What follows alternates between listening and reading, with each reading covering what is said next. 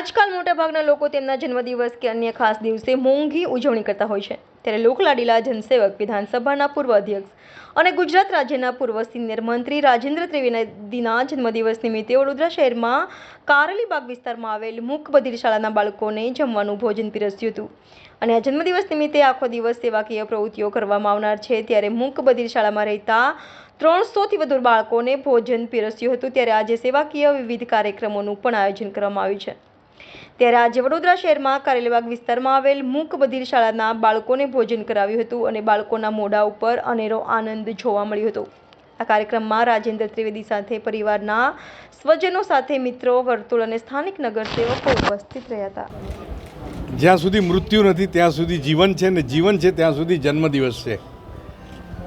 જન્મદિવસ હંમેશા માણસને માટે શ્રેષ્ઠ દિવસ કોઈ હોય તો તે એનો જન્મદિવસ છે. લોકો પોતાની ફેક્ટરી કરતા હોય, દુકાન ખોલતા હોય, નવી દુકાન કરતા હોય, એનો પણ જન્મદિવસ ઉજવતા હોય છે.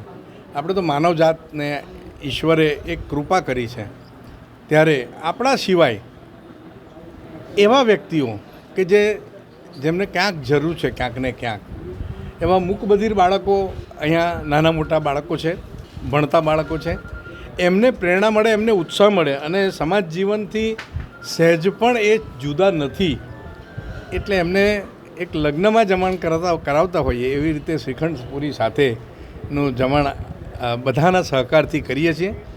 વિસ્તારના બધા કાઉન્સિલર મિત્રો પણ આવ્યા છે, કુટુંબના તો આવે જ, પણ કાઉન્સિલર મિત્રો સ્વેચ્છાએ જેમને જાણ થઈ એ બધા આવ્યા છે અને બધાએ ક્યાંક ને ક્યાંક સહકાર આપ્યો છે.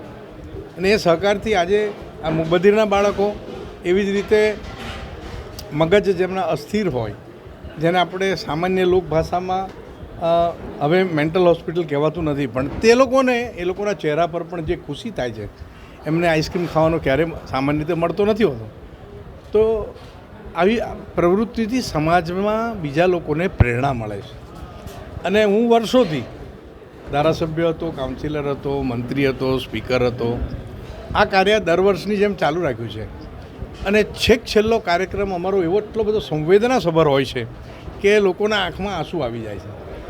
જે ધુલકા ફૂલ કહેવાય, જે બાળકો રસ્તા પર કોઈકને કોઈક કારણોસર છાંડી દેવાય છે, જંગલ ખેતરમાં છાંડી દેવાય છે, એ બાળકોને આખા વર્ષના ડાયપર, એમની નાની મોટી દવાઓ, પાવડર, તેમના રમકડા નાના મોટા અમે જરૂરિયાત મુજબ પહેલેથી પૂછી લઈએ છીએ અને એ અમે આપતા હોઈએ છીએ. એ અમારો છેલ્લો કાર્યક્રમ હોય છે.